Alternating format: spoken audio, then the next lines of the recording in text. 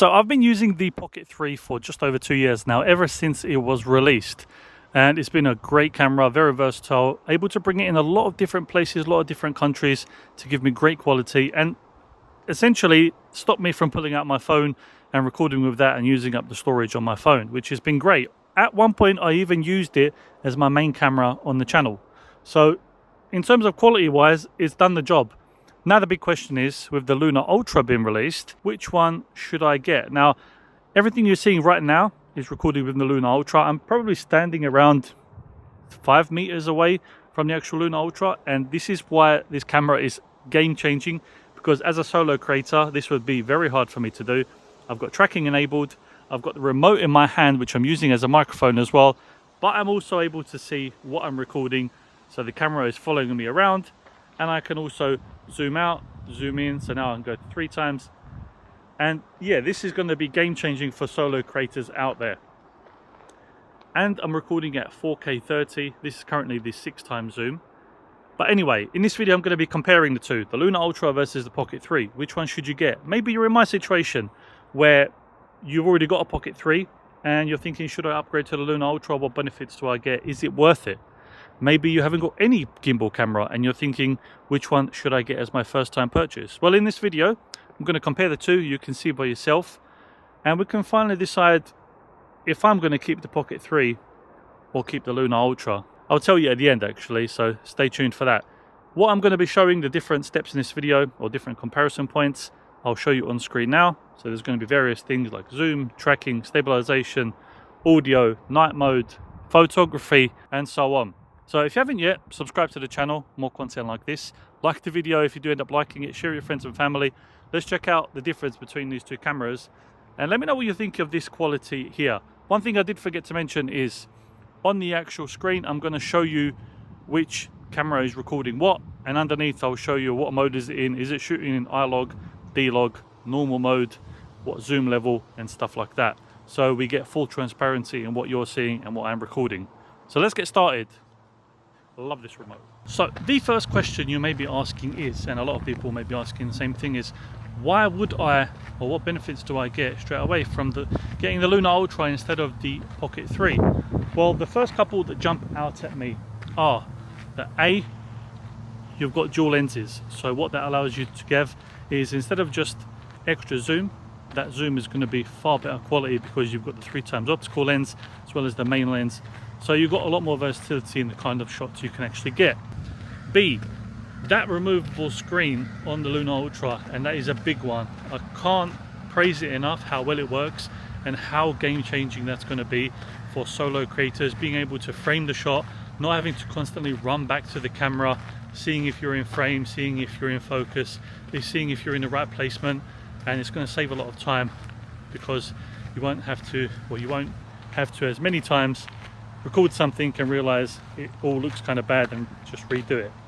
And thirdly, on the Luna Ultra, you do get built-in storage. I believe it's 47 gigabytes. It's not a lot. I believe on the Pocket 4 Pro you get over 100. However, it's better than nothing. And these days when storage is costing a lot of money, it's kind of a pain if you're going to buy, say, a Pocket 3. Realize, oh, I need to buy a memory card as well. There's even more money now. So having that built-in storage will allow you to record a fair bit and stops you from having to spend extra money. So those are, I would say, the 3 main points at the minute. Obviously there is a lot more benefits, and of course 8K video, how could I forget? 8K video is a big one, but the thing with 8K video is, as nice as it is to have, I don't think many people out there will use it. The people that do use it are probably going to be more so professionals, being able to edit on their computer. General public that just edits on their phone or just wants 4K footage just for compatibility reasons, taking up less storage as well, they're just going to shoot in 4K. But it's nice to have the 8K option. For me, it doesn't really matter that much because I record and edit in my office on the actual computer. So for compatibility, that's not a problem. Storage wise, that's not a problem either. But like I said, the majority of people out there are probably going to be recording in 4K 30.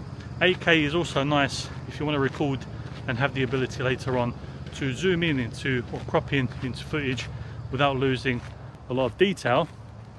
But if you're in that situation, you're kind of going to know ahead of time if you want to do that. So yes, you have the option of shooting 8K. Are the majority of people out there going to use it? Probably not, but it's nice to have and not need than need and not have. So that previous section was recorded in iLog and I put a lot over it. Now I'm recording in normal, and something I maybe forgot to mention is all of these recordings you're going to see here, I've got it basically on auto. The only thing I'm really changing is whether it's in iLog, D-Log or normal mode. And when it comes to exposure, ISO,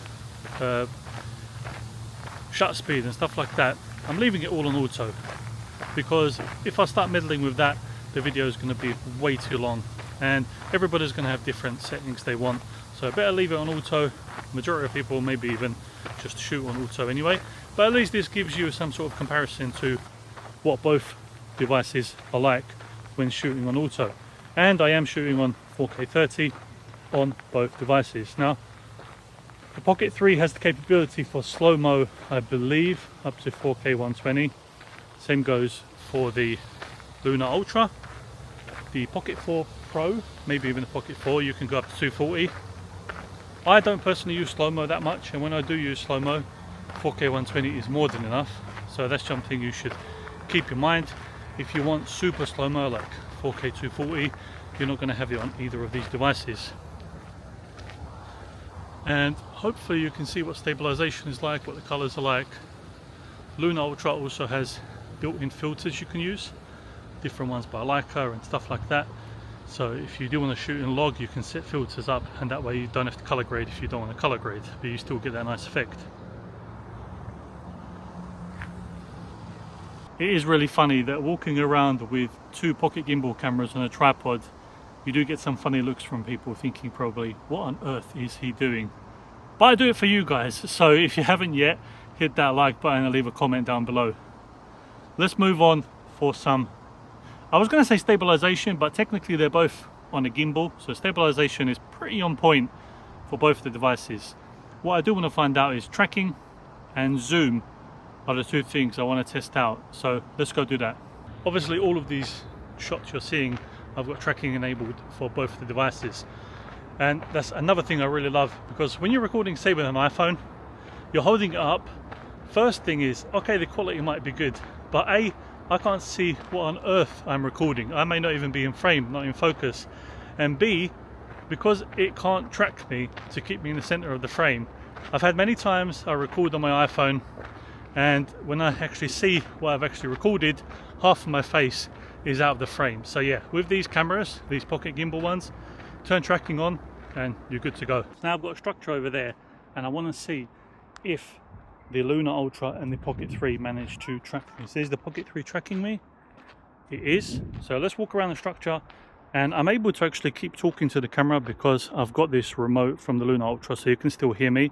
Otherwise you wouldn't be able to hear a word I was saying. And it's tracking. Let's see, I'm behind the structure. If I come out the other end, will it find me? So the Luna Ultra manages to find me. I have no idea if the Pocket 3 is actually seeing me again. So let's see, I'm going back around. Let me give you a couple seconds. Maybe it confuses it.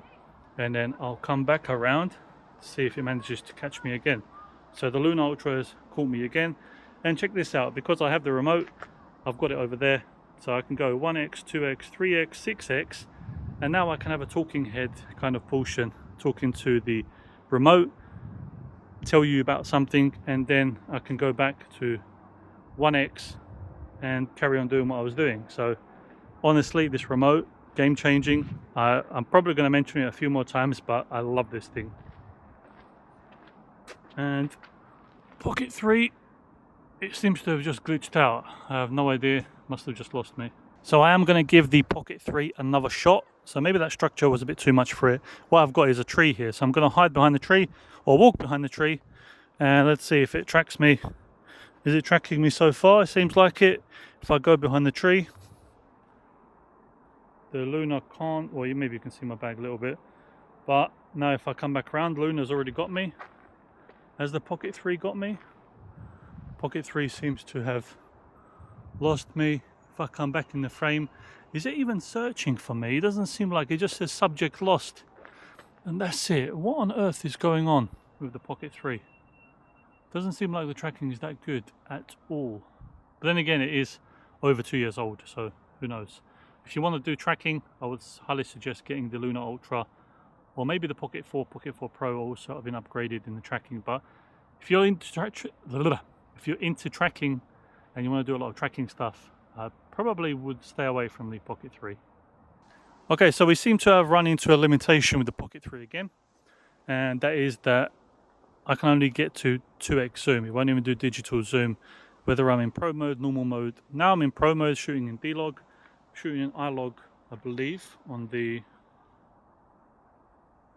Luna Ultra.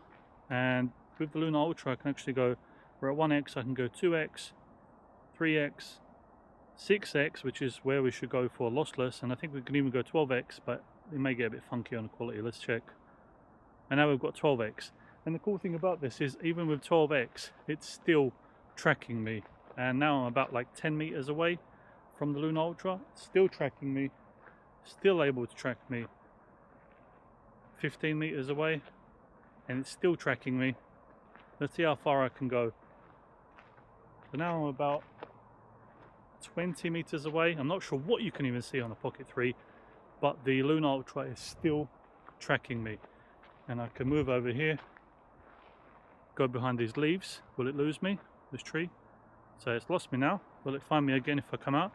And it's found me again. And then I can go behind this tree here and come back out, and it still found me, all while doing this at 12x, which is pretty wild. Let's do one more. We'll go behind the tree here, wait a second, maybe it's lost me now, and then when we come out, it's found me again. So I think that's pretty awesome, the fact that the tracking works on all lenses, even an iLog. And then I wanted to do another zoom test, and there is a building just over there, and I've got the Pocket 3 on my right, so let's see how far we can zoom in to that building with the Pocket 3. So we've got 2x zoom, and that seems to be about it. Now let's try with the Luna Ultra. So we're at 2x, 3x, 4x, 5x, 6.7. Let's readjust. So there, 7.8 and 12x. So we've zoomed into 12x, which we are quite a bit of a distance away. But something I'm more interested in is how the quality has held up. Now if we go back to 6x, so we're at 1x, 2x, 3x, 6x. Now this should be lossless, and we'll see what the quality holds up to, but it's definitely a lot more than what the Pocket 3 is capable of. Another thing I want to show you about the Luna Ultra is, obviously we have 3 different types of ways, I would say, to record content. So we have the standard color, so basically you don't have to do anything, you just turn it on and that's what the colors you get. Second is we've got Dolby Vision color, so that is supposed to make the colors into like Dolby Vision standard, and whether it's better or worse, that's up to you to decide. I'm going to show you in this video. And then we've got, of course, iLog, which is ungraded, but you get the most details, which you can then bring back the colors with a LUT and stuff like that, and edit it exactly how you want with color grading. So this is now in the standard color mode. So remember, the first one I just recorded was in iLog, and I'll show you that before and after I actually graded it. This one now is in standard, so if you just have the mode in standard, this is what the colors will look like. And now I'm going to switch over to Dolby Vision, and we can see what kind of difference that makes. And now we've got it on Dolby Vision. So you may have recorded before with Dolby Vision or seen somebody recording it using the iPhone, but this should look a bit different to the standard one. Whether it's better or worse, we'll see when I actually get to the computer, but you let me know in the comments which one you prefer, the standard or the Dolby Vision color mode. This one's more like film-esque, so we'll see. From what I see on the preview, I do kind of like this Dolby Vision one. I feel like this gives it a little bit more of a warmer tone, but we'll see when we get to editing. This is something obviously Pocket 3 can't do, so I'm not even bothering with the Pocket 3 on this section. And then another thing that I wanted to show you as a comparison between the Pocket 3 and the Luna Ultra is something you may not think of when you talk about these pocket cameras, is they can also take pictures as well. Now, some may be better than others, but I've taken some photos with the Luna Ultra and I compared them with my iPhone 17 Pro Max, and let me just say I was surprised. So They both, I believe, on standard mode take pictures at around 9.7 megapixels, which you can see on the screen what the quality is like. But then the Luna Ultra has like an ultra shot mode which takes 37 megapixel images, and like I said, the image quality, you will be surprised. So I'll show you on screen both the Pocket 3 photos and the Luna Ultra photos. Let me know which one you think is better, and then I'll also show you some comparison between the Luna Ultra photos and the iPhone 17 Pro Max photos, just as a bonus, so you can also see that comparison. But just imagine, this is something that it's not only a gimbal camera you can take out, vlog with you when you go traveling, stuff like that, but now you can also take high quality pictures with it, which, I mean, what can't it do at this point? So everything is looking quite promising at the minute. And you also, because the Luna Ultra has that zoom lens, you can also take normal photos and then 3x photos as well. So you get even more versatility when it comes to taking pictures. So right now I've got both cameras on the log footage. So Insta360 is on iLog, DJI Pocket 3 is on D-Log. Both set to auto, I believe, everything. And I've set the tracking on to see how well it tracks in the dark. Then I'm going to switch them over to normal mode, so not using any log footage, and see how the cameras actually look when they're taking control of all of that. So let's switch over to normal mode. Oh, and the Insta360 is shooting at 8K 30, because why not? And the Pocket 3 is obviously shooting at 4K 30. So if you see any differences in the details and stuff like that, let me know. So now we've got both cameras shooting on normal mode, and the Insta360 automatically activates this like low light mode when you're in dark situations. The Pocket 3 does not. So there may be a big difference in the term of, or in the lighting of both of these footage. So let me know now how both look. Again, the Insta360 is shooting at 8K, and the Pocket 4 or Pocket 3 is shooting at 4K 30. But this is all on normal mode, all on auto. So I'm not in control basically of anything right now. And I've got tracking activated as well, so it should track me pretty well. The only other thing is the Insta360 has also, I believe, a low light mode that you can activate manually. I'm not sure if that's just for photos or videos, but I'm going to check right now, and if I can, I'll activate it. So both of them are now activated. Both the Pocket 3 and the Insta360 Luna Ultra are activated in their low light mode. The Pocket 3's, I think it was just called low light, and then the Insta360's was called like pure light or something like that. Either way, they're both activated now. That does bring down the resolution of the Insta360 to a max of 4K 30 when you're doing this low light mode. But interestingly, the Insta360 is still capable of tracking in this mode, whereas the Pocket 3, it just says it's not available when you're in the low light mode. So yeah, let me know if there's any difference in the qualities. It's hard for me to tell when I'm looking at these small screens. Obviously I'll be able to tell while I'm editing the video, but let me know. I'll do some walking around and we'll see. But I'm super impressed with this low light mode on the Insta360, considering how dark it is outside right now, and it lets me track. So the big question is, will I be replacing my Pocket 3 with the Luna Ultra? And I think I will. I mean, from everything I've seen, there's no negative for me to get the Luna Ultra. It's only positives. Now it is still a pricey thing to buy. I did purchase the Luna Ultra with my own money, but maybe I'll be able to recoup some cost of selling the Pocket 3. Something I do still want to do is take a look at the Pocket 4 Pro. And DJI, if you're watching, like I said, if you want to send me one out to test and review, you know where to find me.